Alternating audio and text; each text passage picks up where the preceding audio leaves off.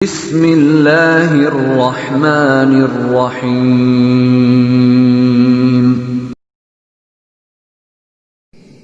السلام علیکم ورحمۃ اللہ وبرکاتہ۔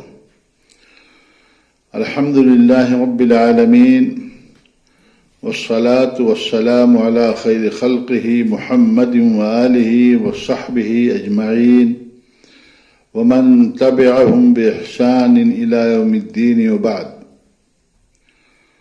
محترم ناظرین کرام، برادران اسلام، میری عفت ماؤں، بہنوں اور بیٹیوں، آج کے درس کا موضوع ہے چند مسنون نفلی روزے۔ پچھلے کئی دروس میں بعض نفلی نمازوں کی مشروعیت، اہمیت، استحباب اور ان کے فضائل کے تعلق سے گفتگو کی گئی ہے۔ آج کے درس میں چند مسنون نفلی روزوں کے سلسلے میں کچھ باتیں صحیح احادیث کی روشنی میں بیان کرنے کی کوشش کی جا رہی ہے۔ صحیح احادیث کی روشنی میں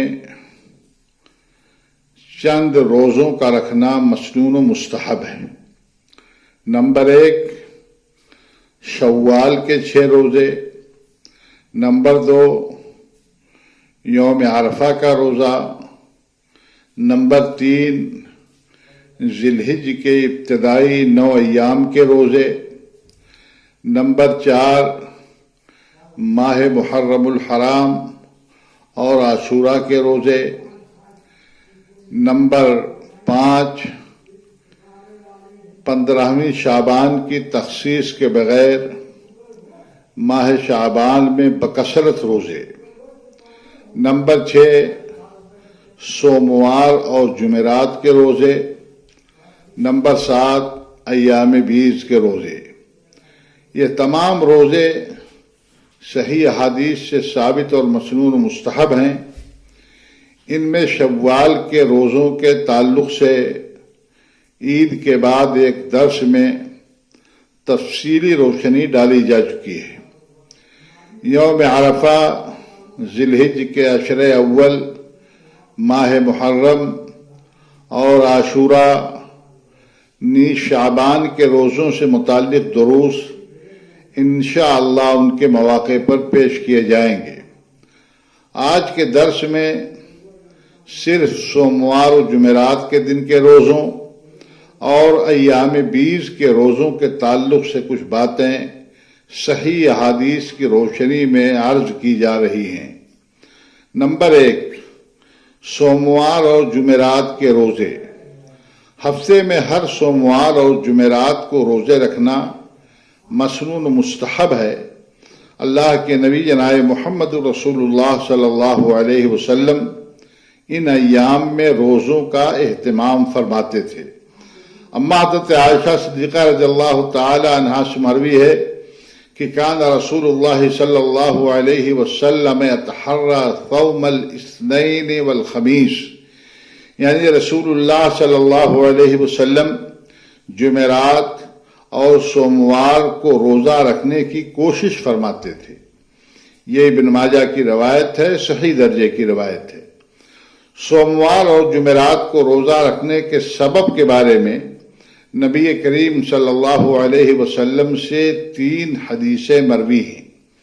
ایک حدیث جو حضرت ابو ہریرہ رضی اللہ تعالی عنہ سے مروی ہے کہ رسول اللہ صلی اللہ علیہ وسلم نے اس کی وجہ بیان کرتے ہوئے ارشاد فرمایا کہ تعرض الاعمال یوم الاثنین والخمیس فأحب ان يعرض عملی وانا صائم، کہ سوموار اور جمعرات کو بندوں کے اعمال اللہ کے حضور پیش کیے جاتے ہیں۔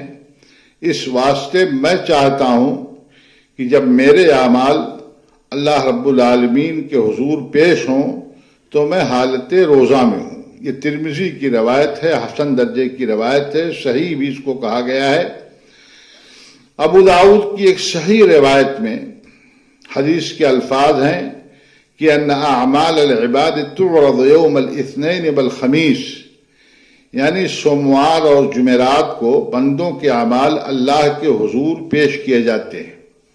ایک اور حدیث میں ہے کہ سوموار اور جمعرات کو اللہ تعالی ہر مسلمان کی مغفرت فرما دیتا ہے سوائے ان دو آدمیوں کے جو ایک دوسرے سے قطع تعلق کیے ہوئے ہوں۔ اللہ تعالی ان کے بارے میں فرماتا ہے انہیں چھوڑ دو، یعنی ان کی مغفرت نہ کرو، ان کی مغفرت موقوف کر دو یہاں تک کہ وہ باہم صلح کر لیں۔ یہ مسند احمد کی اور سنن ابن ماجہ کی روایت ہے۔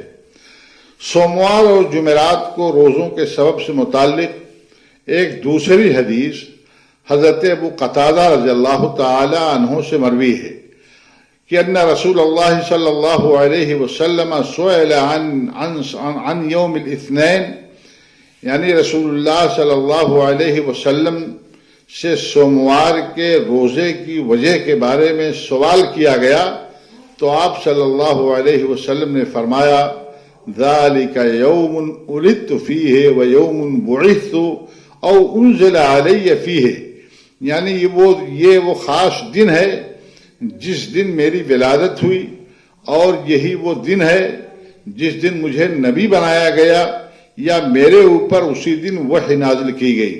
بہرحال ان تمام احادیث سے سوموار اور جمعرات کو روزہ رکھنے کا استحباب ثابت ہوتا ہے، اس لیے مسلمانوں کو ان دنوں کے روزوں کا اہتمام کرنا چاہیے۔ اللہ ہم سب کو اس کی توفیق عطا فرمائے۔ دوسرے قسم کے نفلی روزے ایام بیز کے روزے ہیں۔ ایام بیز عربی مہینے کی 13، 14 اور 15 تاریخوں کو کہا جاتا ہے۔ ان تاریخوں میں یعنی قمری مہینے کی 13، 14 اور 15 تاریخ میں روزوں کا اہتمام کرنا یہ مستحب ہے، اور ان روزوں کا استحباب اور ان کی مسنونیت متعدد حدیثوں سے ثابت ہے۔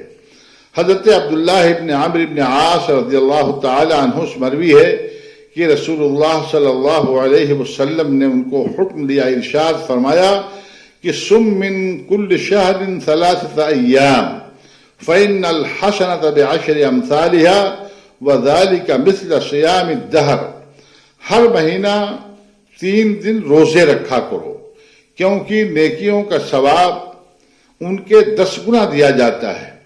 اس طرح ہر ماہ 3 دن کے روزے سال بھر روزہ رکھنے کے مثل اور اس کے برابر ہو جاتے ہیں۔ یہ صحیح درجے کی روایت ہے سنن ابی داؤد کی۔ ہر ماہ کے 3 دن کے روزوں سے مراد، جیسا کہ میں نے عرض کیا کہ قمری مہینے کی 13، 14 اور 15 تواریخ کے روزے ہیں، جیسا کہ اس کی صراحت اور اس کی وضاحت حضرت ابو ذر رضی اللہ تعالی عنہ کی ایک حدیث میں ہے کہ رسول اللہ صلی اللہ علیہ وسلم نے ارشاد فرمایا یا ابا ذر اذا صمت من الشهر 3 ایام فصم 13 و14 و 15، یعنی اے ابو ذر جب مہینے میں 3 دن روزہ رکھو تو 13، 14 اور 15 تاریخ کو روزے رکھو۔ یہ ترمذی اور نسائی کی صحیح درجے کی روایت ہے۔ قمری ماہ کی 13، 14 اور 15 تاریخوں کی رات میں چاند مکمل ہوتا ہے اور اس کی روشنی سفید ہوتی ہے، اسی لیے ان تاریخوں کو یا ان کی راتوں کو ایام بیز کہا جاتا ہے۔ سنن نسائی میں حسن درجے کی ایک روایت حضرت عبداللہ ابن عباس رضی اللہ تعالی عنہما سے مروی ہے کہ اللہ کے رسول صلی اللہ علیہ وسلم سفر و حضر دونوں حالتوں میں ایام بیز میں بغیر روزے کے نہیں رہتے تھے، یعنی سفر و حضر دونوں حالتوں میں ایام بیز کے روزوں کا اہتمام فرماتے تھے۔ ان مسنون روزوں کے علاوہ بھی ایک مرد مومن جس دن چاہے نفلی روزے رکھ سکتا ہے۔ نفلی روزے سحری کے بغیر بھی رکھے جا سکتے ہیں، یعنی دل میں شام سے نیت نہیں ہے، رات سے نیت نہیں ہے، صبح آدمی جب بیدار ہوا اس نے کچھ کھایا پیا نہیں اور اس نے نیت کر لی طلوع فجر کے بعد بھی تو نفلی روزہ اس کا صحیح مانا جائے گا۔ اسی طریقے سے نفلی روزوں کے تعلق سے یہ بھی ہے کہ اگر کسی آدمی نے نفلی روزے کی نیت کر لی ہے اور نفلی روزہ رکھ لیا ہے اور کسی سبب سے اس نے نفلی روزہ توڑ دیا تو اس میں بھی کسی مضائقہ اور کسی حرج کی بات نہیں ہے۔ نفلی روزوں کے تعلق سے میری محترم مائیں، بہنیں اور ہماری بیٹیاں اس بات کو ملحوظ خاطر رکھیں کہ ان کے لیے شوہر سے اجازت لینا ضروری ہے، یعنی نفلی روزہ رکھنے کے لیے اپنے شوہر سے اجازت لینا ضروری ہے۔ شوہر کی اجازت کے بغیر خاتون نفلی روزہ نہیں رکھ سکتی ہے۔ اسی طریقے سے ایک بات اور بھی پیش نظر رہے کہ جمعہ کے دن خصوصیت کے ساتھ نفلی روزہ رکھنا حدیث میں منع ہے۔ کوئی آدمی یہ کہے کہ ہم جمعہ کو صرف روزے رکھیں گے تو اللہ کے نبی صلی اللہ علیہ وسلم نے صرف جمعہ کو نفلی روزہ رکھنے سے منع فرمایا ہے۔ اسی طریقے سے صرف سنیچر کو بھی روزہ رکھنے کی ممانعت حدیث میں آئی ہوئی ہے۔ البتہ ان دونوں دنوں کا نفلی روزہ اس شرط پر آدمی رکھ سکتا ہے جب ایک دن پہلے یا ایک دن بعد بھی اس کے ساتھ روزے رکھ لیں۔ اللہ تعالی تمام مسلمانوں کو مسنون نفلی روزوں کی توفیق بخشے اور اللہ رب العالمین ہمیں ان روزوں پر، ہمارے ان نیک اعمال پر اللہ رب العالمین ہم سب کو بھرپور اجر و ثواب سے نوازے، آمین۔ وآخر دعوانا الحمد للہ رب العالمین، والسلام علیکم ورحمۃ اللہ وبرکاتہ۔